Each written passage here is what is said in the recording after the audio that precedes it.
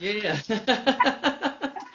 You looking at the ceiling or the wall or something like that. How you doing, my brother? Happy Mother's Day. Yeah, happy Mother's Day. You go see your mama today at all, or where she at? Uh, yeah, I'm going to see my mother after we do this, Okay. because when I get with my mom, she wants to spend all the time, so I had to get everything else out of the way. Yeah, that's because my mom actually waiting in the living room, so ready to take her out. So we good. Yeah, okay, I heard that. Yeah. Hey, so we're gonna go what we're gonna do, like about a half hour or something like Yeah, that? whatever you want. We can do 30 minutes. Cool. Obviously I got 30 years of questions, but we're gonna cut them real short though. Okay. Okay, well, whatever we can do in 30 minutes, we'll have to do it again sometime because that's not enough time. You know Oh, what I mean? no doubt We'll about it. have to do it So, again sometime. We had planned on doing something anyway, but right. Yeah, before this Mother's Day thing. we catch up with it. Everybody's hyped about the Mother's Day thing and everything. So Yeah. I was like I had all these footnotes, that I was always used to think about. Oh, when I ever interview L, I'm gonna ask him this. I'm gonna ask him this because I was always influenced. When Bobby came out and Bobby then you came out. I didn't even know. When I was kind of putting my footnotes together, I didn't even know that you was involved with I Call Your Name. Oh yeah, well, I played piano on that, Yeah, I didn't and know I that. sung some backgrounds with them a Yeah. little bit. Yeah, how was that? That was because that was actually that would have been like your first recording, right? To be honest. Yeah, well, actually, the story behind that is I was in Grand Rapids. I was the last one to come out here of the DeBarge siblings that were in the group, that is, other than James. But anyway, Bobby tricked me into coming out here to California because I didn't really want to be in the group. I was like, I was always a shy guy. You know what I mean? Right. So he said, well, okay, I'll tell you what, Al, I need you to come out here and help me on my second Switch album. I was like, oh yeah, I'll do that. Because I was, Bobby's like my mentor. I was always ready, willing, and able to do anything he wanted me to do to help him. Right. But I just couldn't seem to get the courage to want to be in the group. It was his idea to even start the group, DeBarge. Okay. So I came out here thinking I was going to help him with the I Call Your Name song. Right. Next thing I know, he talked me into an audition for Motown, and it went on from there and there and there. And the rest is history. Yeah, yeah. I saw that. Like I was like, okay, I thought I knew everything, but I didn't know that one. I remember when I first bought that record at it was like a thrifty. Uh, It was where? It was where? it was like at thrifty. That was yeah. Because remember the thrift? I don't know if you know, but out here in Cali, we had the thrifties ice cream. It was 25 cents, Yeah. and then I used to. Yeah, yeah, yeah, of course. So I used to go buy a couple of records. I was like, ooh, they're gonna switch one, and that was it for me. So I was giggling. I was giggling because wow, look how long it's been since we've had. Remember the mom and pop record stores? Oh yeah, come on, we got tons of them out here. Wow, Yeah, that was they used to be popping, man. yeah, that was the best place to be. I'd be like 4 or 5 hours in there, you know, 4 or 5 hours, Wow. just looking for records. The story that I always enjoyed, but I always wanted you to tell it, was the one about "Love Me in a Special Way." Weren't you writing that on the way to Mr. Gordy's house? Well, I was on my way to. I had a couple of places I needed to go. I was on my way to Mr. Gordy's house, but I needed to stop by Billy Preston's Okay. house first to pick up James and Chico and Randy because they were over there. And I was on the Ventura Freeway, it sure was, stuck in all of that traffic, man, for hours. Right. So, I turned that energy, the road rage, I turned the road rage energy into some love, you know. Oh, there it goes.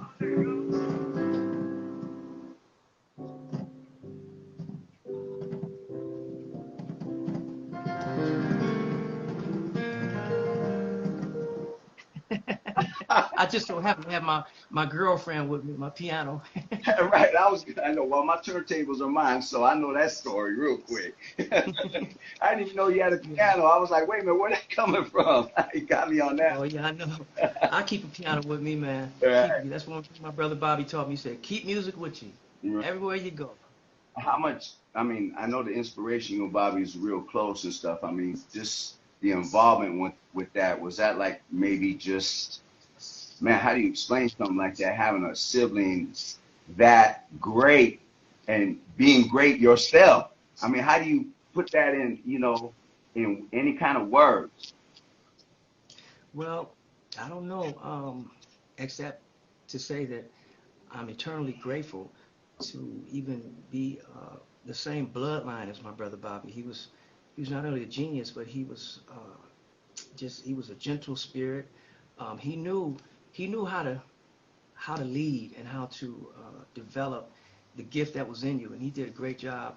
I said with all of my siblings, helping to develop us and give us the confidence that we needed, in ourselves. So I'm just grateful, man, and especially grateful to God for doing it, for finding us, having us find ourselves with such great musical gifts, man, that we can give love to the world through the voice of our music. Right. Yeah, it's incredible. I always liked how Bobby had those a cappella songs like You and I and A Dream, Yeah. and then you came out. And the one got me when you did You Are My Dream, but the one on your last album, what was that? Man, that made me cry for nothing. Oh, The Other Side. Oh yeah. Ooh, What do you think about that? man, let me tell you something. When when you have nobody, when you're not involved and you just hear that song, you're just emotionally about it and sad, but you don't know why because the essence of that song is just wow. The words, I mean, dangerous liaisons. I'm like, man, where did that all come from? Wow, from the depths of my soul, that's where it came. I think it speaks the sentiments of a lot of people's heart. That song, "The Other Side." Uh, for those of us who've lost loved ones and we still feel their presence at times, uh, and especially if you feel like they left you much too soon, but you have the legacy and the memory and the wisdom there in spirit, and so you still feel like they're kind of with you at the same time. Sure. And you know what? Especially, I want to say this too, which brings me to remembrance. All of the mothers out there, people have lost their mothers. Some of them have lost it to even COVID. You know, um, man, my heart goes out to everybody out there, man, who's lost their mom and wish she was here on Mother's Day.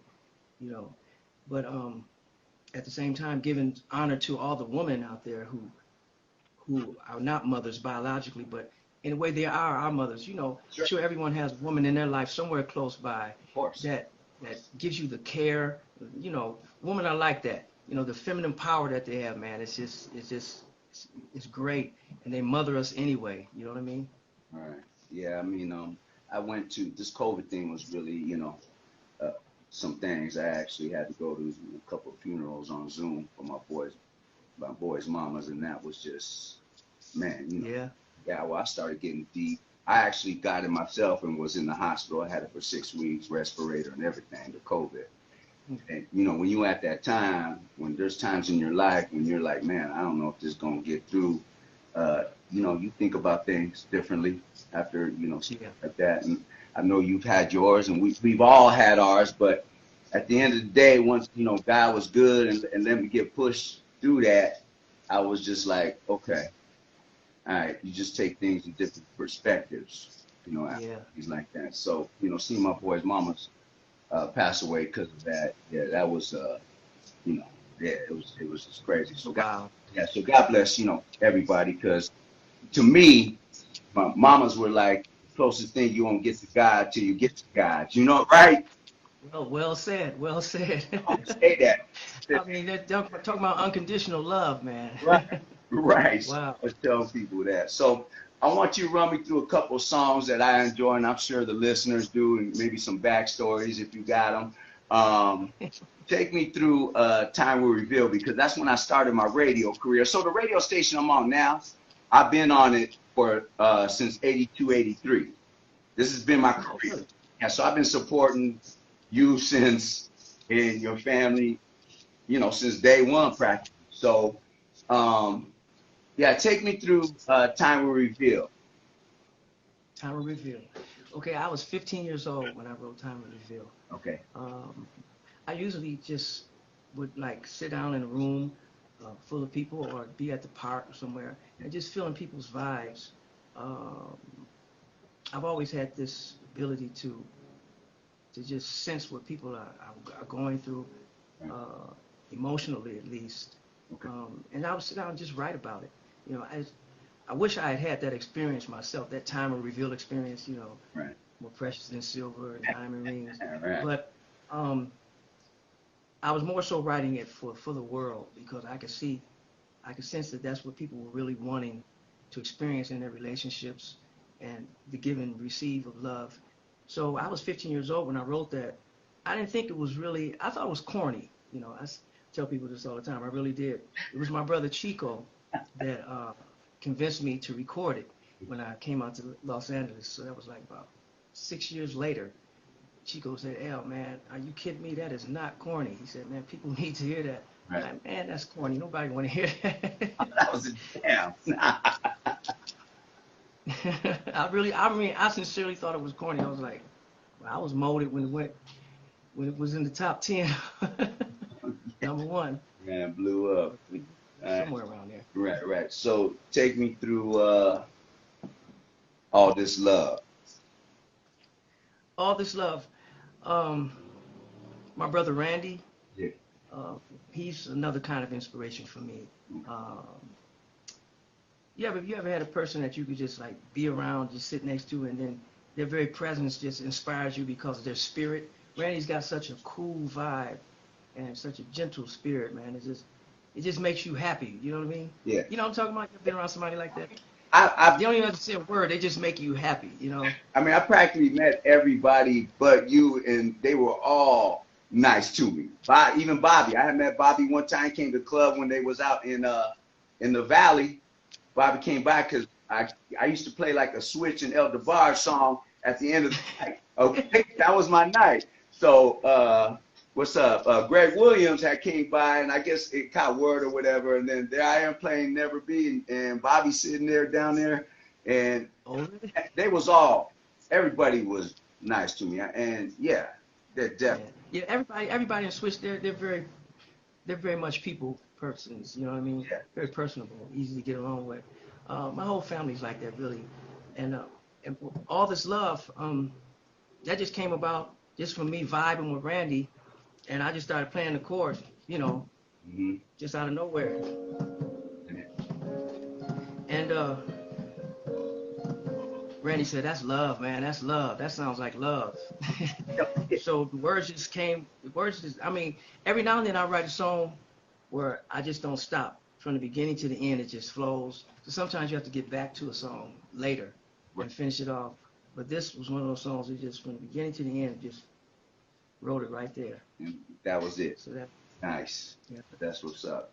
And then, you know, everybody's going to ask me about I Like. Of course. I like it. Of course. I remember I was at the beat you came out with quick on that one, man. And I was just like, yeah, that's it.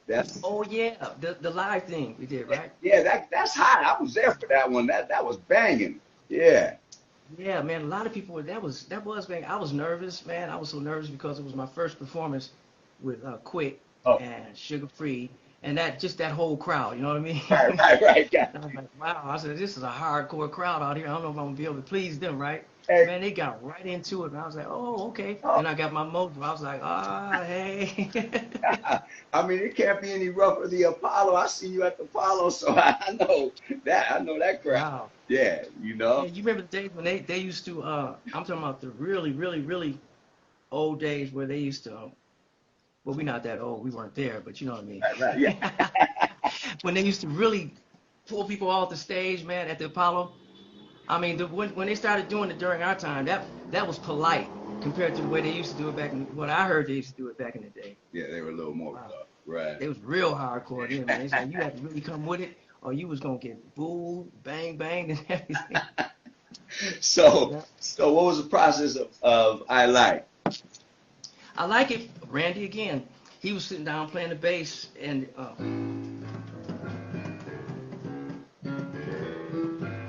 Over and over and over and over and over again. He kept saying, "Ooh, and I like it. Ooh, and I like it. Ooh, and I like it." So I was like, "Oh my goodness, Randy, if you say that one more time," he was just so repetitious. I was like, "Okay, Randy, I sat on the piano. I said, let's make a song out of this, so we can get off this one part. Okay. And that's really, honestly, that's how the song came about. Okay, that's dope. Okay. Another thing I was always I go, hey, one time when I talked to L, I'm like, hey, can I get the lyrics to L's Interlude 1? Because I be making up my own. L's Interlude. So Oh my goodness. hey, I just like, okay, it sounds good. I'm just gonna say that was the part. So when you get a chance, if you remember them, you gotta email me the L's Interlude 1 lyrics, man. So I know I'm singing them right. Okay, well, okay, I'll do that. I'll do that. So But I think whatever you come up with, you'll be right. okay, yeah, hey, when she in love, it sound all good. It don't matter. But some of the lyrics you can kind of, I think you can make out some of them, but I know that a lot of them are under my breath. Right. It was a vibe, man. It was just it's a vibe. Yeah. That was the first day I met Quick. We went right from the club straight to his house where he had a studio, just like him. We just vibe. You know, the cut. And DJ Quick, man, he's to me he's still an unsung Yeah. hero in the music industry. He's Of course. he's so talented, man. He's just so talented, man. I mean, he came and got me from a psychological and emotional rut that I was in, Mhm. and pulled me out of it, put me back in the studio, gave me my confidence back, hung in there with me through thick and thin, Right. and I got to give him his props for that. You know what I'm saying? He's incredible, great guy. I've had him on my show before. He never said no to come to the station. I remember when I was talking to him too. Speaking of L's Interlude, we started getting into Marvin Gaye, and if I'm not mistaken, when you did L's Interlude, did you do the Marvin Gaye lay on the couch with a pillow? What? He said you hugged the mic like a wolf. I was laying on the floor, and he's like, "Man, get up off the floor." I was laying on my back on the floor. "Man, get up off the floor, man." So I laid on this. It was like a little, what do you call it? Like a two-seater couch. It Right, was real right. small. And then I ended up standing up in the microphone finally. Okay, okay. Did Quick tell you that? He told Quick told you about. because we start getting into it, We start getting into music. I'm a music head. So he was like, oh, man, I remember one time, L got down. So I didn't know about seeing Marvin doing that. Then I go on YouTube, and I saw how Marvin was in rehearsal, laying on the couch singing, I Want You. I'm like, You sure? wow. I got to tell you, that's for me having done that, that's not easy. It's not easy to sing like that. I think your wind and your diaphragm, it goes somewhere else, and you have to really. If you want to test yourself and see if you still got it, Yeah. do that. Lay on the floor and sing, especially. Just lay on your back, lay that way, in that direction on anything, man. Right. It'll let you know if you're authentic or not. You can't do it. I don't think auto-tune can fix that. No, it can't. Not at all. I mean, I don't think I've seen anybody do that other than hearing about you, Marvin, and I mean, I saw Mr. Reverend Al Green, and he sat down and sang, and he sounded great. He sounded great. So He is great. yeah, He is great. yeah, he did such an incredible job. See, I knew that story. I was like, I'm gonna ask him about that because that Quick interview was right when that record came out. I don't know what that album was, Balance or Options or something like that. So I was like, Those was before Balance of Options. Was it? Balance of Options, that's the one my brother James sung on. Oh, okay. Rhythmalism. Right, that's Thank you. where Hand in Hand came out, right? Exactly. Okay. That's the one that Handy Ham was on. Okay, got you. Yeah, same album. Nice. Nice. Yes, sir. When you was on the Luther tour, because I went to that, you have like, and I got a story about that one. When you was on the Luther tour, was there any memorable moment that sticks in your head? Because I know you got a million of them, and every time I ask an artist, they're like, "Oh man, can you pick one or just a memorable moment being on the road that you're just like, wow, that was pretty incredible." Let me pick one. Let's see. Well, let me see. Other than how many times we got fined for being on stage late. I mean, when Luther was, he was like a father, brother figure to us. He took us in right away and taught us the ropes, but he didn't do it easy. He didn't make it easy on us. He told us, he said, you can't be the stage late. You got to be there on time. And we was like 1 minute late getting on stage on time. And we got docked $7,000 1 minute late. So then we decided to make up for it and get off stage late. So we gonna make up for it, which was the wrong thing to do. Right. So we stayed on stage too long as well. Another $7,000. But it was he was trying to teach us a lesson, and we still didn't really learn it because when we got to Radio City Music Hall, we were on stage late there, and everybody knows you don't do that. Nah. We were on stage late there, and we got $30,000 for being on stage. Hey, that's like NBA fines. What's wrong? God, 30,000. Yeah, we was like, ouch, ouch, ouch, ouch, ouch, ouch.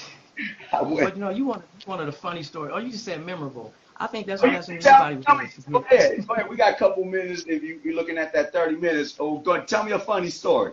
I gotta hear this one. Okay,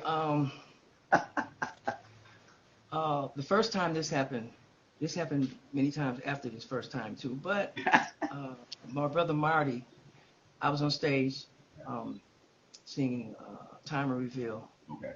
and I felt this wind behind me, or all around me. You know how you could just feel somebody in back of you? You say, I feel like somebody's staring at me, right? You turn around and you see everybody going like this, looking away. You say, I knew somebody was staring at me. You could just feel it, right? Scratch, check this out. I felt something, man, with the thousands and thousands of people in the theater. Still, I said, somebody's like. So I turned around and looked while I was on stage performing, and my brother Marty's doing cartwheels, kicking his legs up in the air. I mean, like doing karate stuff with a microphone in his hand, turning flips. He's real athletic, man. He's one of the best athletes in our family. Well, I looked at him, I said, are you serious? And it wasn't the fast one, it was Time of Reveal. And then I looked at James and Bunny and Randy. They were back there. They had this embarrassed look on their face. They were singing background, but they were like this here. I know just how you feel. Then I just went with it. I said, what can I do? You know what I mean? Hold up. I'm just picturing it right now. Picture that, right? Cartwheels and Time of Reveal. I like, hey, it couldn't have been You Wear Well or Rhythm of the Night. No. Right. Right, and people in the front row, you could tell they had seen it, but they were just trying to look past it because the looks on their face was like, I was like, okay. Trying to. For the rest of the show, I was so nervous. I was like, oh my God, I can't wait till this is over with. Were you pretty? I mean, every time I perform or DJ, there's always some kind of butterflies. How was it, doing the Motown? Was that the Motown 25 coming out with everybody? Was that a little nerve-wracking or? No, not really. It was, well, it may have been, but by that time I was so used to that. That's what I thought. I couldn't tell. That's what I thought. I couldn't tell. But it was great to be around all the icons, the Four Tops, Diana Ross, Marvin Gaye, Junior Walker, and the All-Stars. Yeah. The Jacksons, everybody, man, that was there. It was just great. That energy was incredible that was in that building. I mean, we could have shook the world's foundation. Oh, yeah. On that night.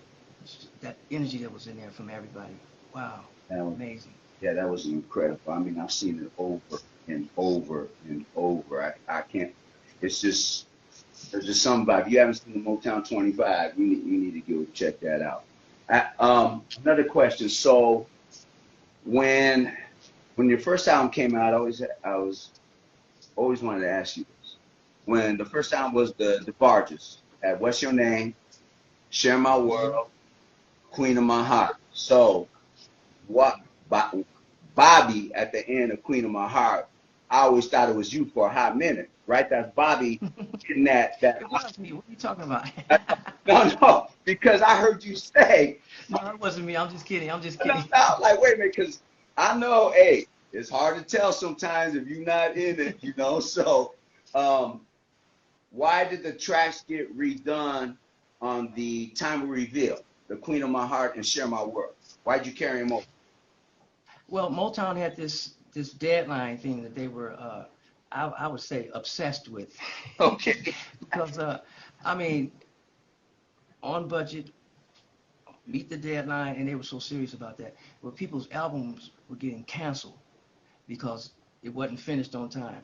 And that's all I needed was for the Indispensable album to be canceled.